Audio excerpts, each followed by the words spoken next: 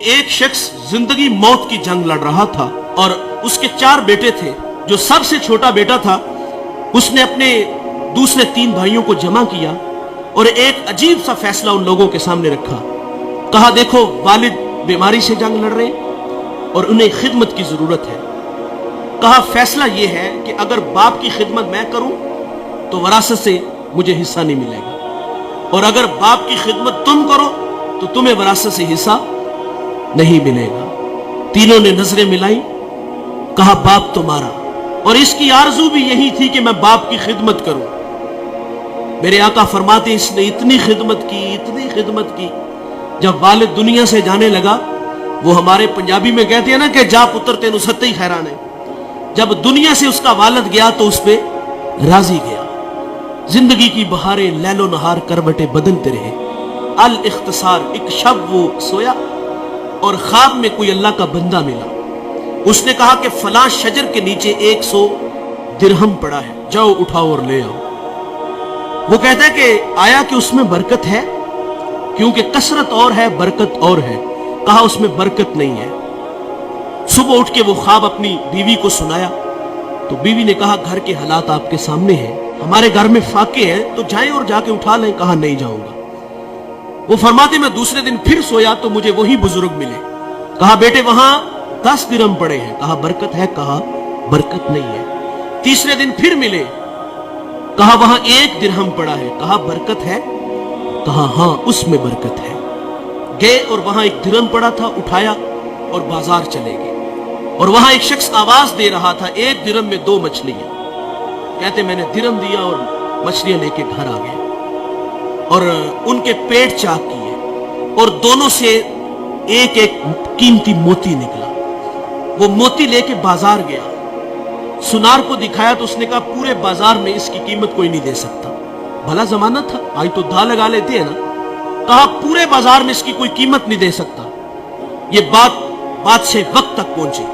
اس نے جواہری بلائے اور کہا اس موتی کی قیمت لگاؤ. سنو دوستو، اس موتی کی قیمت 1000 درہم، 10,000 درہم، 1,00,000 درہم نہیں. اس ایک موتی کی قیمت 30 خچر.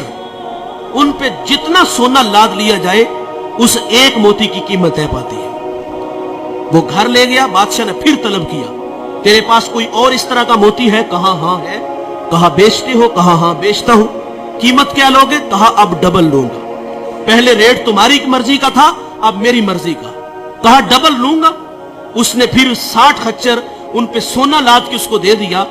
اس شہر کا بادشاہ کے بعد سب سے امیر آدمی وہ بنا. کون؟ جس نے بوڑھے باپ کی خدمت کی. جس نے باپ کی خدمت کی وہ شہر کا امیر شخص بنا. اور دوستو دولت ہی سب کچھ نہیں، ماں باپ بہت بڑی دولت ہے. جب وراثت تقسیم ہوتی ہے نا تو بھائی کوئی کہتا ہے وہ کارنر والا پلاٹ میرا، فلاں فیکٹری تیری.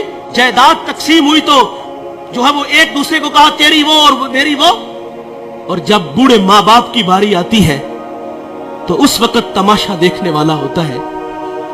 وہاں ہر بیٹے کی آرزو یہ ہوتی ہے کہ یار یہ باپ دوسرے بھائی کے کھاتے میں چلا جائے نا تو میں تھوڑا سا آسودہ ہو جاؤں گا. اب کوئی کہتا ہے 1 مہینہ تم میرا ذرا نکالو نا، میرے تو بچے چھوٹے چھوٹے ہیں، میرے خرچے زیادہ ہیں. اور بچپن میں وہ 500 کی دہاڑی لگاتا تھا اور اس کے 5 بھائی تھے تم. اس نے ایسا تو نہیں کیا کہ تمہیں دارالامان میں چھوڑ آیا ہو، ایسا تو نہیں ہوا کہ کسی کے آگے تمہیں بیچ آیا ہو.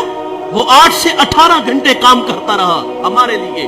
اور آج وراثت تقسیم ہوئی تو کہا باپ تیرا، ماں تیری، تیرا کچھ نہیں لگتا. وہ ہمارے لیے انہوں نے کتنی قربانیاں دی، کتنی محبتیں بانٹی. آج کی اس بزم میں میں اور آپ عزم کریں کہ آج کے بعد ہم ماں باپ کا دل نہیں دکھائیں گے. ماں باپ ناراض ہیں تو ابھی جا کے ان سے معذرت کر لیں. یقین جانے ایک لمحہ لگتا ہے. میں پچھلے دنوں توبہ ٹیک سنگھ ایک جگہ خطاب کرنے گیا تو وہ بچہ مجھے دلائل دینے لگا کہ والدین کی زیادتی ہے. بڑی عجیب سی باتیں کرنے لگا. لیکن میں نے اس کے دل کے دروازے پہ دستک دی. اللہ کا شکر ہے کہ وہاں جھٹکا لگا اور وہ مجھے کہتا وہ نہیں مانے گے. میں نے کہا جاؤ تو صحیح یار. وہ کہتا میں کل جاؤں گا، محض زندگی وفا کرے نہ کرے جاؤ یار. وہ 10 منٹ بعد واپس آیا. وہ کہتا ہے یار یہ تو کائنات ہی عجیب سی ہے. میں بس جا کے ہاتھ باندھ کے کھڑا ہوا ہوں اور مجھے میرے باپ نے مجھے سینے سے لگا لیا. یہ بڑے کمال کے لوگ ہیں. ایک